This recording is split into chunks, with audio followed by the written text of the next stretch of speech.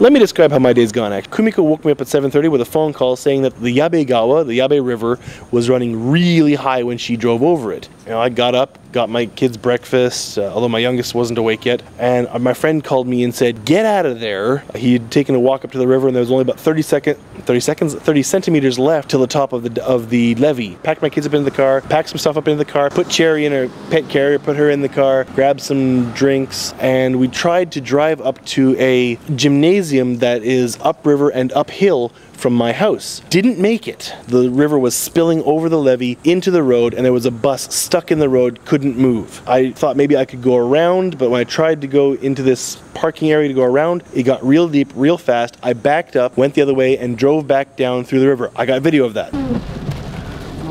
The river's flooded. We tried to come up through it, and we can't get past it. We gotta go back the way we came. I hope we make it through.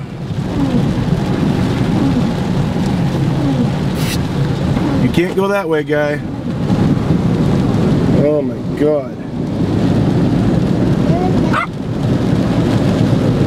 Wrong way to go, people. I have never done this kind of thing before. Either. Even in the middle of the flood, I can't stop teaching English.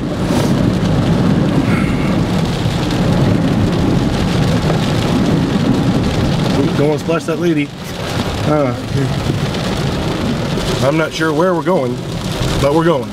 We drove to Lilia's elementary school and went into the gymnasium there. We spent about 3.5 hours in the gymnasium, and then we heard the water was going down, so I took my kids back home. But I did take one trip back up to where the bus had been stopped to see how the water was, because I could see cars actually managing to get through there then. This is the video I got.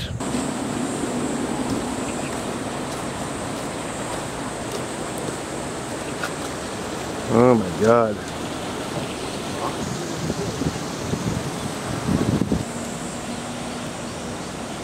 There's a whole tree. That managed to get under the bridge somehow. The water is right up to the base of the bridge. And this is already starting to go down. We heard the river was going down, thought, okay, it's time to go home. It just came by quickly. It is really high still. This is going to take a while to go down. And then I took my kids home. I did not stay there long. I know I had 3 kids in the car. I did not trust it even though the water was going down, but I figured it should be okay.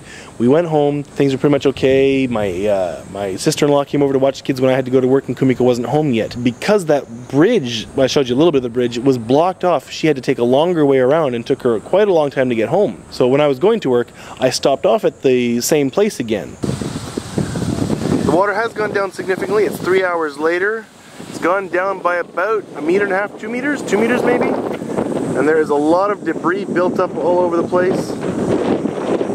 Old trees deposited there. Apparently over there somewhere there are houses that have been destroyed. I can hear people shoveling up stuff. All this mud washed in from the river when it was flooded. Right over about there was a bus stopped and couldn't move. I'm not worried about flooding anymore, but my wife can't make it home. The roads between work and here are closed. I don't have time to stop and take any more video. I'm driving to work, but I could see a house on the other side of the river that has been at least half washed away. This hit pretty close to home. If the levee had given on our side, things could have been a lot different around my house. I think we're far enough away from the river, my house would have been okay, I think. I'm pretty sure. And things have gone down even farther since then. My wife took a few pictures on her way home. Like this picture of New Park is just a lake now. Took a couple pictures of that. So for my family and I, the flood didn't turn out too bad. Things could have been much worse. It took Kumiko a long time to get home, but she finally made it home now. We didn't lose anything, we didn't suffer any damage, but somebody nearby did lose their house. I heard that on the other side of the river from us, there were some places, some houses, some factories where the water was up to halfway on the first floor windows. I feel bad for them, but I'm just happy that my family is safe and fine. I don't know, is there always that mix of emotion? You know, you feel happy for yourself and kind of guilty that you feel happy for yourself when other people are suffering. It's an unavoidable feeling maybe. I feel bad that I feel good, I guess. I don't feel good, I feel relieved.